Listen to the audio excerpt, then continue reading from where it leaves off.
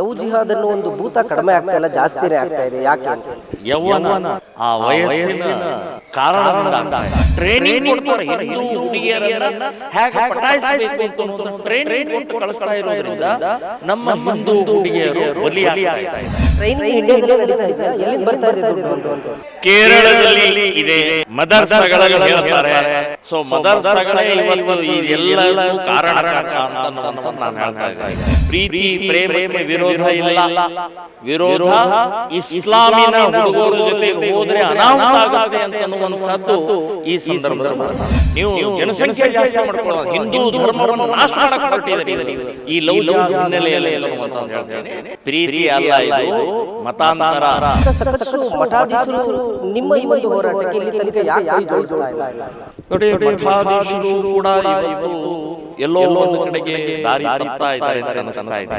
ಕಾವಿ ಬಟ್ಟೆಯ ಪೂಜ್ಯತೆ, ಪಾವಿತ್ರ್ಯತೆ ಇವತ್ತು ಎಲ್ಲೋ ಒಂದು ಕಡೆಗೆ ಮಾಸಿ ಹೋಗ್ತಾ ಇದೆ ಅನ್ನುವಂತ ಭಯ ನಮ್ಮಂತ ಹಿಂದೂ ಸಂಘಟಕರಿಗೆ ಅನಿಸ್ತಾ ಇದೆ. ಶ್ರೀರಾಮ ಸೇನೆಯ ಮುಖ್ಯಸ್ಥರು ಆದಂತಹ ಪ್ರಮಾದ್ ಮುತಾಲಿಕ್ ರವರು ನಮ್ಮೊಟ್ಟಿದ್ದಾರೆ.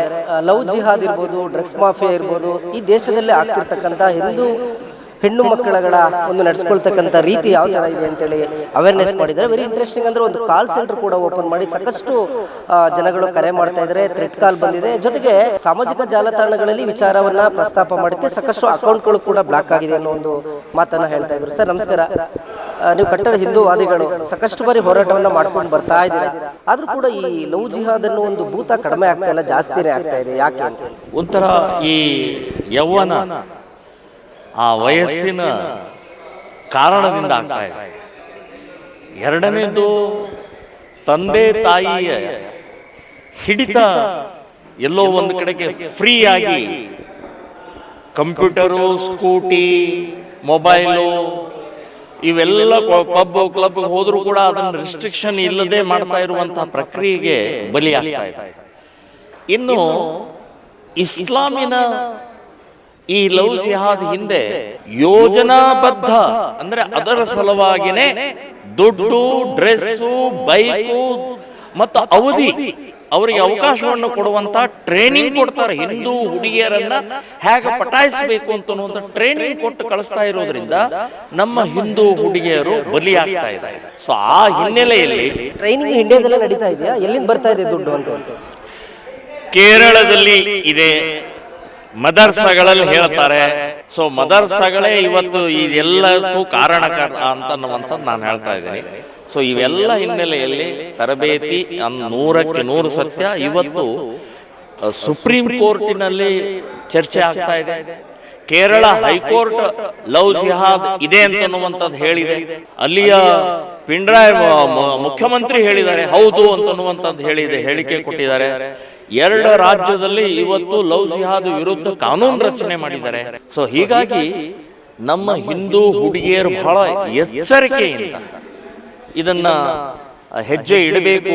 ಪ್ರೀತಿ ಪ್ರೇಮಕ್ಕೆ ವಿರೋಧ ಇಲ್ಲ, ವಿರೋಧ ಇಸ್ಲಾಮಿನ ಹುಡುಗರ ಜೊತೆಗೆ ಹೋದ್ರೆ ಅನಾಹುತ ಆಗುತ್ತೆ ಅಂತನ್ನುವಂಥದ್ದು ಈ ಸಂದರ್ಭದಲ್ಲಿ. ಪ್ರೀತಿ ಪ್ರೇಮ ಅನ್ನೋದು ಯಾವ ಧರ್ಮ ಯಾವ ಜಾತಿ ಅಂತ ಕೇಳಿ ಹುಟ್ಟಲ್ಲ. ಪ್ರೀತಿ ಅನ್ನೋದು ಜಾತಿ ಧರ್ಮವನ್ನ ಮೀರಿದಂತ ಒಂದು ಘಟನೆ ಆ ಒಂದು ವಯಸ್ಸಿನಲ್ಲಿ ಅನ್ನೋದು ವಿಶ್ಲೇಷಣೆ ಮಾಡ್ತಾರೆ. ನೋಡಿ, ಪ್ರೀತಿ ಪ್ರೇಮಕ್ಕೆ ನಾವು ವಿರೋಧ ಇಲ್ಲೇ ಇಲ್ಲ. ನೀವು ಮತಾಂತರ ಯಾಕೆ ಮಾಡ್ತೀರಿ?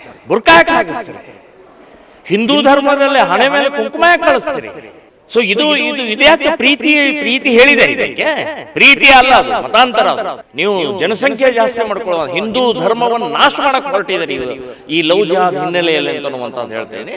ಪ್ರೀತಿ ಅಲ್ಲ, ಇದು ಮತಾಂತರ.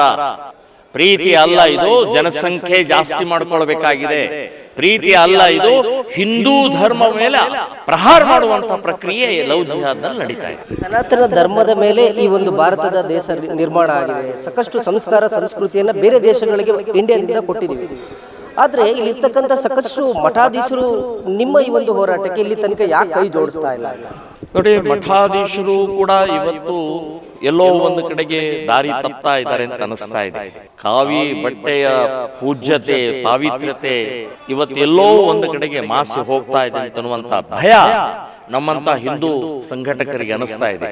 ಸೊ ಇವತ್ತು ಯುವಕರು ಡ್ರಗ್ ನಲ್ಲಿ, ವೈನ್ ನಲ್ಲಿ, ಬೇರೆ ಬೇರೆ ರೀತಿಯ ಇವತ್ತು ಅವರು ಮಾದಕ ದ್ರವ್ಯಗಳಲ್ಲಿ ತೊಡಗ್ತಾ ಇರುವಂತದ್ದು ಯುವ ಶಕ್ತಿ ಹಾಳಾಗ್ತಾ ಇದೆ. ಸೊ ನಮ್ಮ ದೇಶದಲ್ಲಿ ಇರೋದೇ ಯುವ ಶಕ್ತಿಯ ಒಂದು ತಾಕತ್ತಿರೋದು. ಸೊ ಇದನ್ನು ತಿದ್ದಬೇಕಾದಂತವ್ರು ಯಾರು? ಮಠಾಧಿಪತಿಗಳು. ಲವ್ ಜಿಹಾದ್ ಇವತ್ತು ಮಹಿಳೆಯರ ಎದುರುಗಡೆಗೆ ಪ್ರವಚನ ಮಾಡುವಂತ ಸಮಯದಲ್ಲಿ ಇದನ್ನು ಹೇಳಬೇಕು. ಪೂಜ್ಯ ಸ್ವಾಮೀಜಿಯವರು ಇದನ್ನು ಹೇಳದೇ ಇದ್ರೆ ನಾಳೆ ನಿಮ್ಮ ಮಠನೂ ಉಳಿಯೋಲ್ಲ, ದೇಶ ಉಳಿಯೋಲ್ಲ. ಇದನ್ನೂ ಕೂಡ ನೀವು ಕಲ್ಪನೆ ಮಾಡ್ಕೊಳ್ದೇ ಇದ್ರೆ ಇನ್ನೂ ನೀವು ಮುಸ್ಲಿಮರ ಓಲೈಕೆ, ಇನ್ನೂ ಮುಸ್ಲಿಮರ ಭಯ ನಿಮ್ಮಲ್ಲಿ ಇದ್ರೆ ಇನ್ನು ದೇಶದ ಭವಿಷ್ಯ ಇಲ್ಲ. ಮಠಾಧಿಪತಿಗಳೇ, ನಿಮ್ಮ ಪ್ರತಿಯೊಂದು ಪ್ರವಚನದಲ್ಲಿ ಲವ್ ಜಿಹಾದ್ ಬಗ್ಗೆ, ವ್ಯಸನದ ಬಗ್ಗೆ ಹೇಳಲೇಬೇಕು ಅಂತನ್ನುವಂಥದ್ದು ನಾನು. ಮಠಾಧೀಶರುಗಳು ಸಾಕಷ್ಟು ರಾಜಕಾರಣ ಮಾಡ್ತಾರೆ. ಇಂಥ ಮುಖ್ಯಮಂತ್ರಿಗಳಿಗೆ ನನ್ನ ಬೆಂಬಲ ಇದೆ, ನಮ್ಮ ಜಾತಿಯ ಒಬ್ಬ ಸಚಿವರಿಗೆ ಅವರು ಜೈಲಿಗೆ ಹೋಗಿದ್ ಬರಲಿ, ಅವರನ್ನ ಸಚಿವ ಸಂಪುಟಕ್ಕೆ ತೋರಿಸ್ಕೋಬೇಕು, ಇವ್ನ ಸ್ಥಾನಮಾನ ಕೊಡಬೇಕು ಅನ್ನೋ ಹೋರಾಟದಲ್ಲಿ ಮುಂಚೂಣಿಯಲ್ಲಿರ್ತಾರೆ. ಆದ್ರೆ ಈ ರೀತಿಯ ನಿಮ್ಮ ಹೋರಾಟಕ್ಕೆ ಯಾಕೆ ಕೈ ಜೋಡಿಸ್ತಾ ಇಲ್ಲ? ಅವ್ರಿಗೆ ಟೈಮ್ ಇಲ್ವಾ ಅಥವಾ ಇಂಟ್ರೆಸ್ಟ್ ಇಲ್ವಾ? ಪ್ರಮೋದ್ ಮುತಾಲಿಕ್ ಅಥವಾ ಶ್ರೀರಾಮ್ ಸೇನೆ ಸಂಘಟನೆ ಅಥವಾ ಹಿಂದೂ ಸಂಘಟನೆಗಳಿಗೆ ಇವತ್ತು ಮಠಾಧಿಪತಿಗಳ ಸಂಪೂರ್ಣವಾದಂತಹ ಬೆಂಬಲ ಸಿಗಬೇಕು, ಅನಿವಾರ್ಯ ಇದೆ. ನಾವು ಒಂದು ವಾಕ್ಯ ಹೇಳಬಹುದು, ನಾವು 1000 ವಾಕ್ಯ ಹೇಳಬಹುದು, ಆದರೆ ನೀವು ಒಂದು ವಾಕ್ಯ ಹೇಳಿದರೆ ಅದನ್ನು ಪರಿಪಾಲನೆ ಮಾಡುವಂತ ಸಮಾಜ ಇದೆ. ಸೊ ಅದನ್ನ ನಾನು ಪೂಜ್ಯ ಸ್ವಾಮೀಜಿಯವರಿಗೆ ವಿನಂತಿ ಮಾಡ್ತಾ ಇದ್ದೀನಿ, ದಯವಿಟ್ಟು ದೇಶ, ಧರ್ಮ, ಲವ್ ಜಿಹಾದ್, ಗೋಹತ್ಯೆ ಇರ್ಬೋದು, ಮತಾಂತರ ಇರ್ಬೋದು, ಇದರ ಸಂಬಂಧಪಟ್ಟಾಗಿ ನೀವು 24 ಗಂಟೆನೂ ಕೂಡ ಚಿಂತನ, ಮಂಥನ, ಜಾಗೃತಿ ಮೂಡಿಸುವಂತ ಪ್ರಕ್ರಿಯೆ ಮಾಡದೇ ಇದ್ರೆ ದೇಶಕ್ಕೆ ಭವಿಷ್ಯ ಇಲ್ಲ ಅಂತನ್ನುವಂಥದ್ದು ಪೂಜ್ಯ ಸ್ವಾಮೀಜಿಯವರಿಗೆ ನಾನು ಹೇಳ್ತಾ ಇದ್ದೇನೆ.